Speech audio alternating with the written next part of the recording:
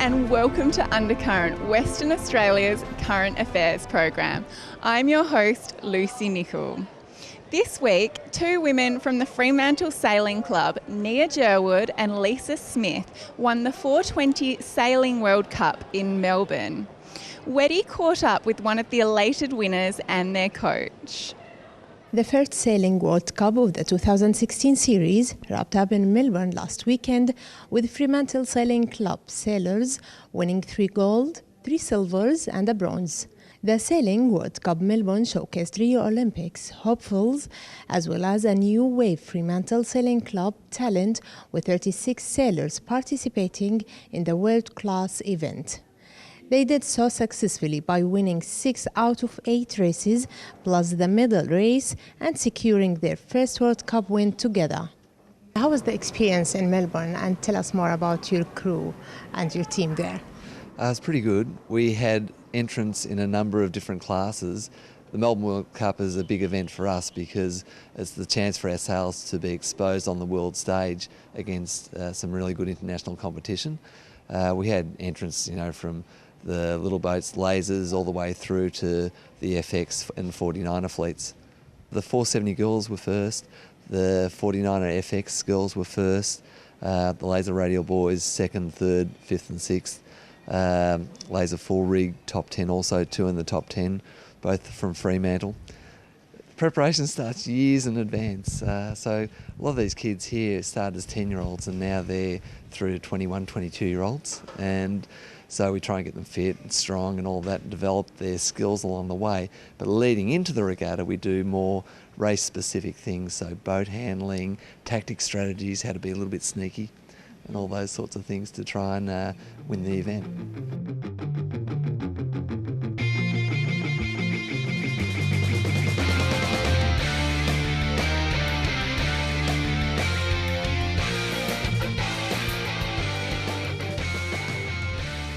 To be a member of a club, I think, is a pretty important thing if you want to continue with the sport. But we have learn to sail classes for little tackers from 9 or 10 years of age all the way through to adult sailors.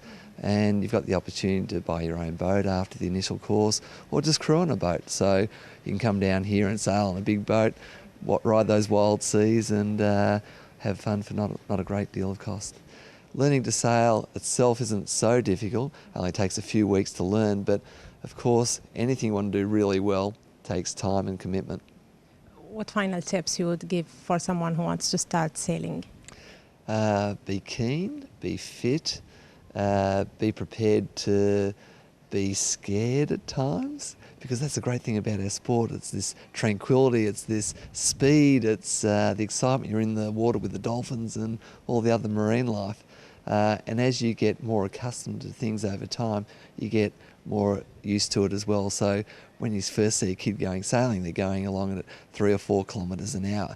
And they go, wow, look at this. And then someone like Caitlin, who was sailing the FX in Melbourne, the World Cup, the last reach to the finish, they carried their spinnaker and they were flying and they were going straight towards the beach, towards these big rocks, but they didn't have any fear.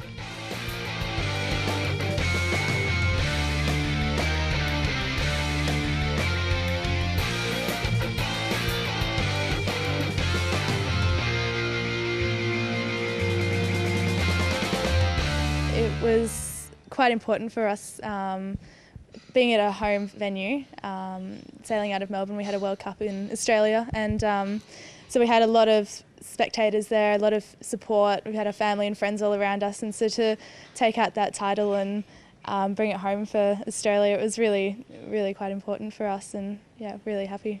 So we were sailing in a boat called the 49er FX. It's the women's Olympic skiff. We had only 3 boats there in the FX, which is quite small.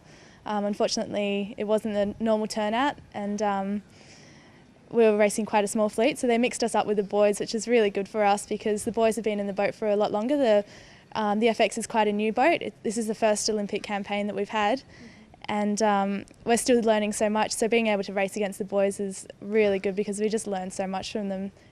Compared to the boys sail the 49er, and they have a slightly bigger rig and slightly bigger sails, just because of the weight difference and the physical differences. It's just more suited to the male physique, and they make a smaller one for the girls. Well, at the moment, my skipper and I are campaigning for the Olympics in Rio in 2016. We have a qualification event in February in America, in Clearwater, and so we're training at the moment, trying to prepare for this event.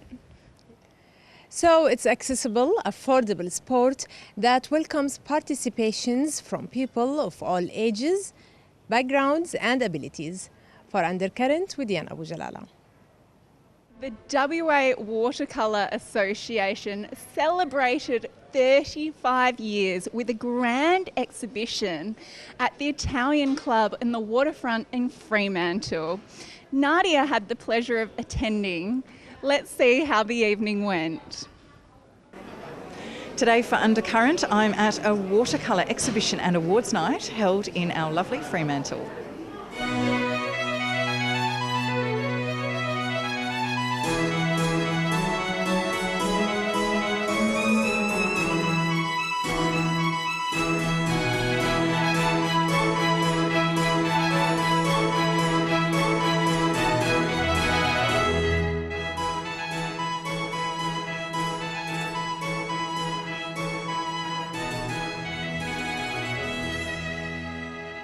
What an amazing exhibition, and also an awards night.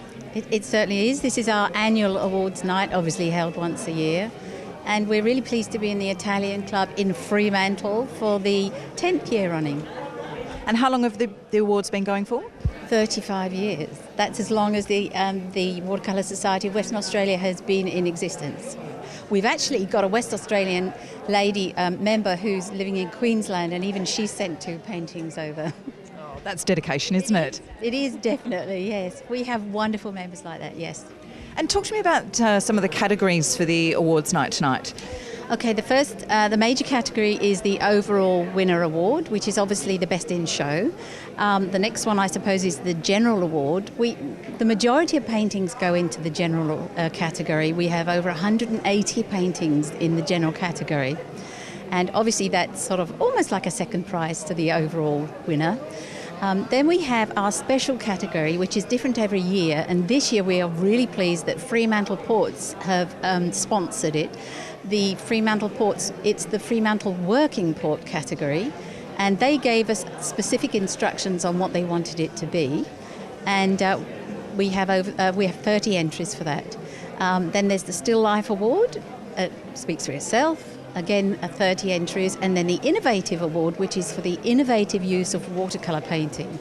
And each of those paintings that are in that category have an explanation by the artist of why it's an innovative painting. Your presence here tonight, are you here to support an artist? Or Definitely, indeed. Yeah. Yes, here to support the lovely Dana Shave, who's just here now. I find her art is very specific, very detailed, and at the same time she's able to blend her colours beautifully, so I do really like her work. It's really lovely. Yeah. Yes, no, we've bought a few paintings, there's some beautiful.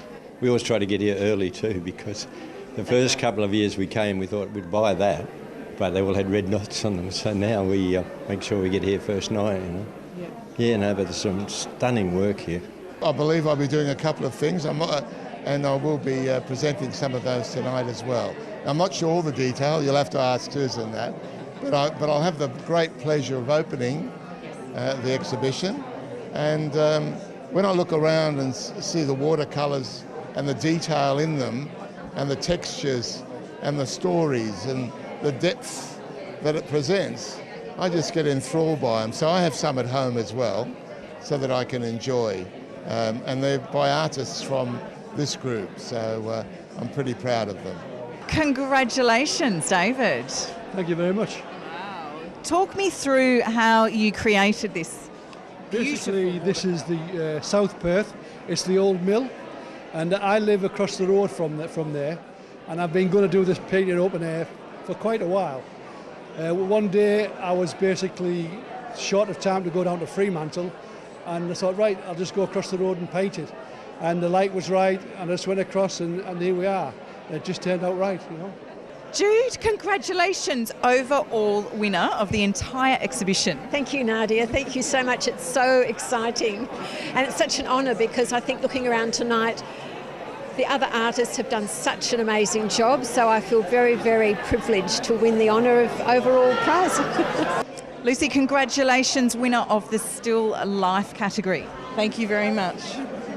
I really enjoyed painting this a year ago. I saved it specifically for this exhibition, and I don't normally put in for a still life.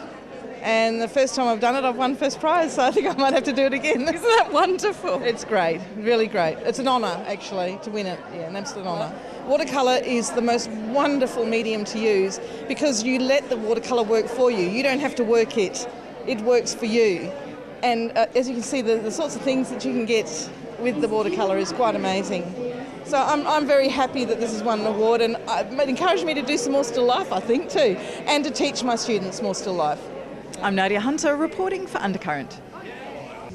Has our government politicians got their priorities right?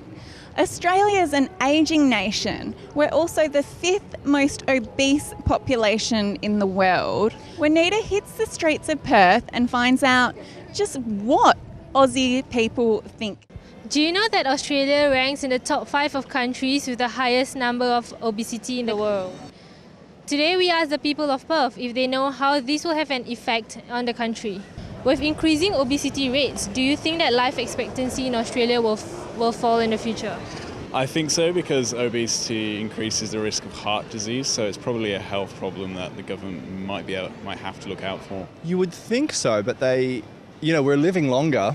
They'll keep coming up with ways to, make people comfortable and keep them alive, I guess. Like you look at a mobility scooter, that's going to keep someone alive for a while. It should, but with the increase in medicine and health, the improvement of the health system, it should also increase life expectancies. Australian government claims that funds need to be set aside for ageing population. However, with high obesity and people dying at a younger age, do you think that this is still a problem for them? I think still a lot of overweight people will reach old age, so there still should be adequate funding in regards to treating illnesses like Alzheimer's and dementia. I think it's a good idea to put a higher tax on the fast food industry like they do with alcohol and things like that. I know healthy food, for example, fruits, vegetables are really expensive, so if they can tax fast junk food and give discounts on healthy foods, then I think that will be a step forward as well. Statistics have shown that income levels play a part in ensuring a healthier population. With the perspective of high unemployment rate in the future, do you think that it will affect obesity in the country? There's no doubt that it costs more to eat healthy unless you're propagating your own like fruit and vegetables, which not everyone can do. If you don't have money, you go McDonald's, you go Hungry Jack's, and obviously it's not very good for you. But if you want to eat healthy, it's quite expensive. How do you think the government should step up to help the situation? Should they continue funding the ageing population, or should they step up and help the younger population instead? I think there needs to be a balance between the two in order so that both demographics can be looked out for. I think it's a personal matter, obesity. It's not something that you can solve as a general population. You just need to change these people's mindsets of how they live. Start with the younger generation because, it's frightening what kids today eat and what they'll dictate and demand from their parents that they'll eat. So concentrate on them. I'm Renida Azman reporting for Undercurrent. It's time for a quick break to hear from our sponsors. We'll be back shortly with more Undercurrent.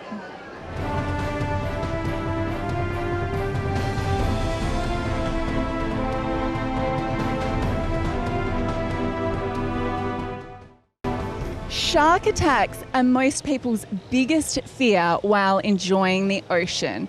But thanks to scientists at the University of Western Australia, Innovate Australia and Shark Attack Mitigation Systems, you can closely resemble Beetlejuice and vanish right in front of a shark's eyes. Journalist Laura Novo takes a good look at the latest Bio-mimicry wetsuit. Swimmers are being warned a monster white pointer shark could still be lurking in waters off North Stradbroke Island. Harrowing scenes on a beach in Australia as paramedics try and revive a surfer who'd had both legs bitten off by a shark. Governments around the world are at their wits' end. The only solution seems to be culling. We're here on the West Australian coast, which is now the deadliest coast in the world. With the help of the University of WA, we now know exactly what these big predatory sharks can see. This is a very exciting time for innovation in Australia, and today we're learning how biomimicry can help us to save our lives in the water. Biomimicry, of course, is learning from nature's technologies, and we're using biomimicry to instruct us and our work towards shark mitigation by learning from what we know about the sensory systems of sharks to develop two different things. The primary one I've talked about today is on the development of shark mitigation wetsuits. Shark Attack Mitigation Systems is a West Australian company that was developed about 4 years ago. The suits we've developed in conjunction with the University of Western Australia, and it's off the back of some research work that was previously undertaken by UWA, and then we've further advanced it and resourced it to get it to more of a commercial scale product. The designs are two primary designs that are all the result of our new knowledge of the visual systems of sharks. We've got two basic designs. The first one is a camouflaged design, which is utilising the fact that we discovered at the University of Western Australia the fact that sharks are actually colourblind. They don't use colour to find prey, so they're interested in contrast, so hard, sort of solid silhouettes of animals. Great whites, we know, are ambush predators. They attack from below generally and use the silhouette of their prey against the backlight, and that's why we've developed this sort of suits to try to distract the shark, and so they can't pick out that silhouette. The second suit is the striped suit, which is quite the opposite to the camouflage suit. It's actually meant for the wearer to be identified at a particular distance, typically about 6 metres or so, and it's banded or striped.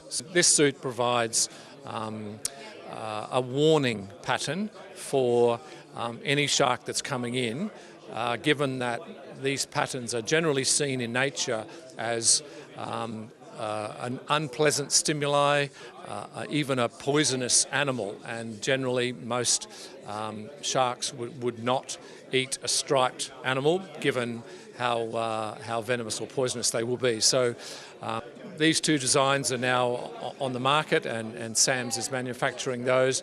Could you please tell us about the ways you have tested these wetsuits to know their efficiency?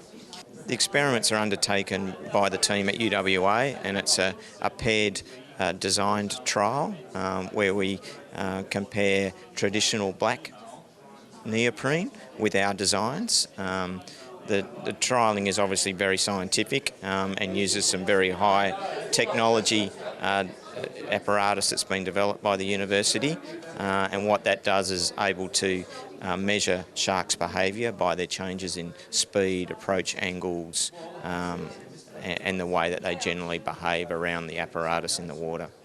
Whilst the testing will be ongoing, and it will take us probably many, many years to get a valid, scientifically valid sample size, certainly the early results were extremely positive, and all of the scientists that were involved were extremely surprised by the reaction. And at that point in time, obviously with the amount of deaths that are happening around the world, we were basically compelled to bring it to market a bit earlier than what we probably normally expected. When a surfer goes to buy any of these wetsuits, which one should choose? Our second design is a much more bolder design. It's designed for when you actually are on the surface of the water, where you're always going to be silhouetted against the sun. So that design is about doing two things. One, it's about being overtly seen. We're not in the food chain, so most of the time they attack is mistaken identity. They see us as something that we're not. So the stripe design makes you overtly seen, but the contrasted bandings also changes your body shape as well. So it breaks you up so you don't look like a seal or a demersal finfish or anything like that at the surface. Our cryptic suit, which is very much like a camouflage, and that's better suited for water users that are actually in the water column, so your scuba divers or skin divers and the like. Where we can find these wetsuits? Currently we're selling them directly online through a wholesaler called Radiator, who's a West Australian wetsuit company here, and we're also opening up other channels as well. And we're in negotiations with some pretty large global brands at the moment, and we've just executed a license agreement with Arena, the swimwear company, and they'll be releasing a triathlon and open water swimming suit next year that'll have our technology in it. So, if we save one life, we've done our job. And what's the alternative? The alternative is a black wetsuit, and certainly we know that sharks eat black wetsuits. Laura Noble reporting from the Bio-mimicry network for Undercurrent. You may have heard this week that Prince Charles visited Western Australia. However, you may not have heard that the Australian Federal Police served move-on orders to an Australian political party, the Citizens Electoral Council. Melissa Gurney has the full story. Welcome, Jean. Now, I understand that something quite disturbing happened at the Albany Agricultural Show. It certainly did. I'm the State Secretary of the Citizens Electoral Council, which is actually a federally registered political party in Australia and has been for 27 years. And part of our organising and educating the public is we actually go to as many shows and field days as we can in WA. And we've actually been at the Albany Show. This is the third consecutive year. So was the Royal Highness Charles and Camilla visiting that day? We're just given the marching orders. We're actually given an hour and 15 minutes to pack up our stand and leave town. And the criteria of the Move On Act was we needed to be 25 kilometres out of Albany and not to come back within that zone for 24 hours. This incident was recently reported on in depth during the Citizens Electoral Council's weekly broadcast program, the CEC Report. On today's show, we want to talk a little bit about what happened within hours of the Paris attack in Albany, Western Australia, where the Albany show was going on, and our activists over in Western Australia, as they do every year for countless years, have a stall there. Which we've been invited to, Alicia, for the last 3 years. So we do this regularly, and we'd spent a full day organising on the Friday and attracting a lot of attention, getting a lot of good discussions with people about what's going on in the world. But what happened on Saturday morning, before our organisers rolled up to the stall for the day, was that they received a call. I got a call from the secretary of the show the evening before on the Friday night saying that he confiscated our signs because they're inappropriate. And then next morning I got a call from the West Australian State Police in Albany saying, when you're going to be at the show, we need to talk to you. And of course, when we got there, there was 5 police and 1 federal agent and 3 security guards at our stand. The secretary of the show said, we are asking you to leave today, we don't want you here. Your signs are too controversial, that's the only reason giving. And even though we've had those signs at every show, all around the state for a year, so, that was no reason at all, of course. But we knew it was more than that, we knew it was actually political. Obviously, this must have come from Prince Charles and his contingent. But what did you have to say about it, Craig, in the press release we issued? Well, look, Lisa, the question immediately arises, we were in the same pavilion as the Labor and Liberal parties. Why wasn't this applied to them? Well, we know why it wasn't applied to them. It's because we have been the most vocal political opponents of Prince Charles and what he represents for many, many years. The police feigned that they didn't know us, they didn't know who we are, which is absolutely absurd. I mean, we've been a political party vigorously campaigning for 27 years in this country, and for us to be issued move-on orders, which are usually used to move on groups or people where the police think that there's some sort of violence going to happen, is absolutely an outrage. Yes. And it was raising many, many questions about exactly what are these anti-terrorism laws designed to do. We are no physical threat, there's no two ways about that, but we are an absolute dire political threat to them and their agenda. And what you're really seeing here is what we've always said, which is that terrorism is used to bring down police state laws, but it's not to protect people from terrorism, it's to destroy, and it is destroying, freedom of speech, to actually challenge the sorts of things that we challenge, because we might create controversy wherever we go, but there's nothing wrong with that. Well, I think Australians should wake up and actually realise that we're on the first stages of actually having a complete police state here in Australia, particularly because the population have become so gullible and so apathetic about politics, and you can't blame them in one degree because, the stature, the standard of politicians we have in this country is pretty dismal and pathetic. And it's the whole system. The whole Westminster parliamentary system has to go because it's not a democracy. It's actually, a dictatorship from the British Crown. Melissa Gurney for Undercurrent. During the crowd-funded Supreme Court case into the Row 8 freight link, lawyers for the Environmental Protection Agency argued that the EPA is not legally bound to follow its own guidance or policies. Lynn McLaren, member of the Greens, talks to our journalist Laura Novo about the case and about the different environmental challenges she has faced since she assumed her position in 2005. In her first speech in 2005, Lynn McLaren said that she could save the Belia wetlands. On Wednesday this week, the environmental assessment for Row 8 was deemed as invalid in the Supreme Court. As an active member of the platform Save the Belia Wetlands, Lynn McLaren has today a lot to say. Lynn, I believe that you had a very anticipated and good Christmas present, right? Yeah, I had a very early Christmas present on Wednesday. The Supreme Court ruled that the environmental approvals for Row 8 were invalid, so they've got to go back to square one to assess the Row 8 proposal through the Belia Wetlands, which for us saves the wetlands. I think they will have very little time to actually redo that environmental assessment, and we know that the ALP and the Greens are both vehemently opposed to doing that. If there is a change of government in 15 months' time, we can be sure that Row 8 will never be built.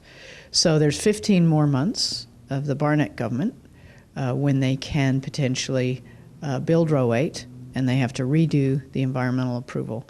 So it's a big win for the campaigners who've been campaigning for more than 30 years to stop freeway through the Belia wetlands.